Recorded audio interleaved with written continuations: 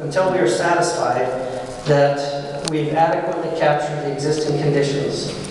These steps listed above are essentially the same for all master plans, but I want to talk for a few minutes more specifically about this master plan. Of all my very interesting slides, this will probably be the slide of most interest tonight, and hopefully a lot of you, if not all of you, have a handout that very closely mirrors this slide. In a few minutes, we will have the subject matter expert stationed to dive down into specific topics like how this project's being funded, where that money comes from, how do we go about collecting the data, and what are these safety areas that we keep hearing about.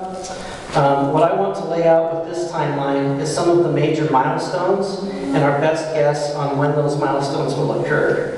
As I mentioned already, the public involvement and the public outreach effort extends from the very beginning of the project all the way to the very end. One of the very first things that we will be doing, and in fact are already doing, is determining what the existing conditions are. We typically call this effort the inventory section. We've already uploaded a draft of the introductory chapter, and we will be uploading another draft chapter that discusses the demographics of our valley and quantifies some of the socioeconomic factors that drive aviation demand for our valley. We will take an in-depth look at the inventory of planes that are using the airport on an annual basis. Those things will constitute the inventory portion of this project. Once that inventory, or I'll call it a baseline, is established, we will move to a forecast that starts from where we are today and projects out to that 5, 10, and 20-year mark. We intend to have another round of committee meetings and a public meeting to present that data, speaking about the inventory and also that forecast. We'll receive feedback and incorporate the necessary revisions before submitting the forecast.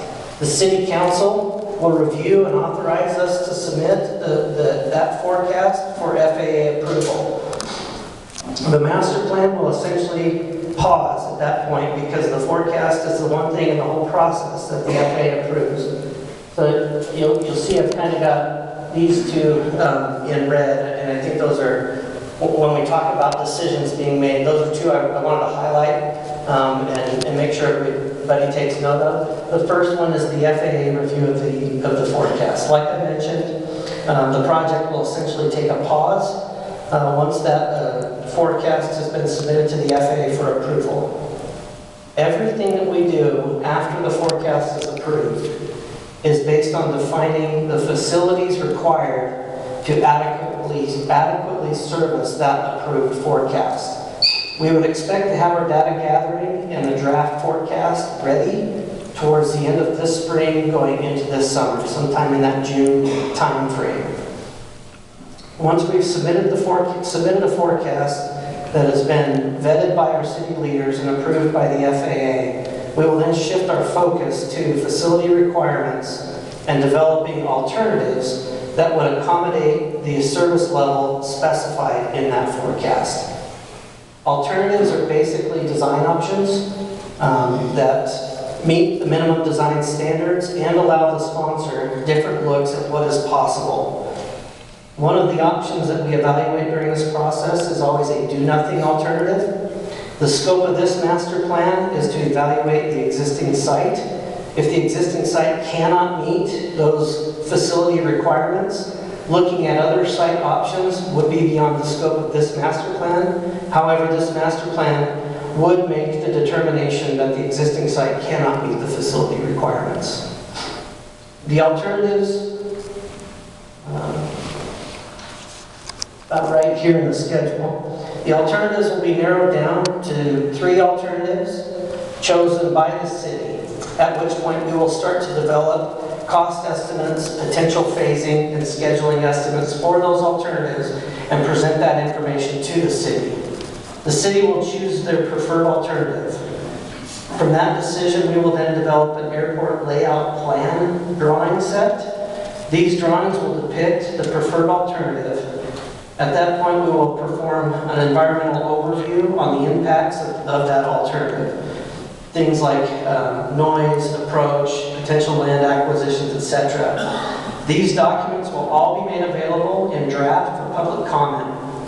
After the public review and comment period, we will present the revised draft documents to the city for review and approval.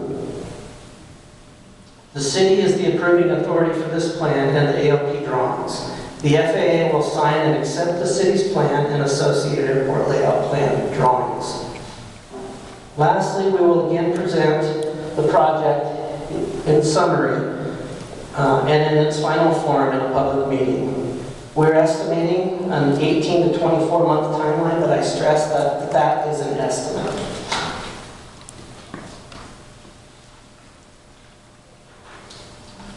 So the last thing I want to touch on before we break out into the separate stations is the public outreach piece of the master plan process.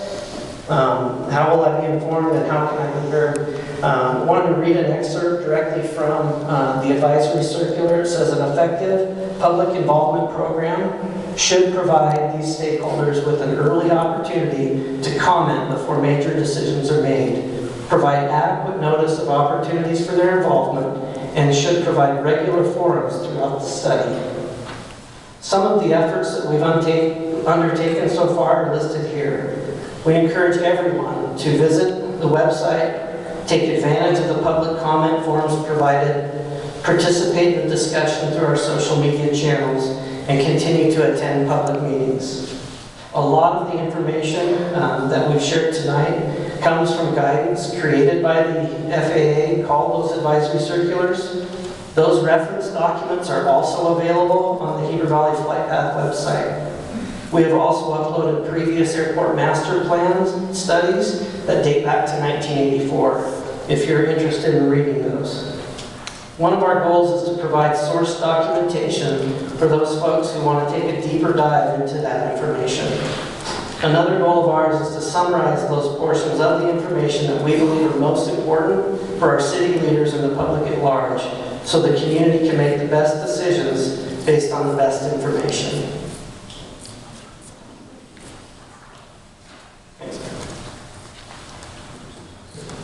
Thank you, Jeremy.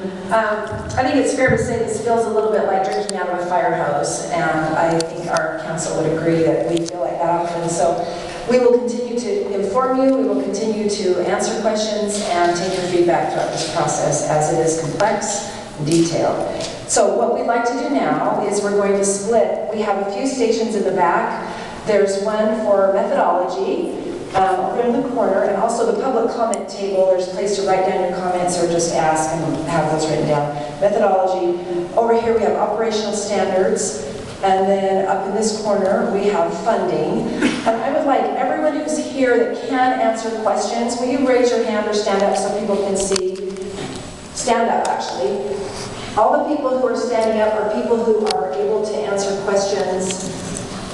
All right. So feel free to go, we'll just split down, go to those stations and get all your questions answered that you need. And again, we're here to continue the process. Thank you so much for coming.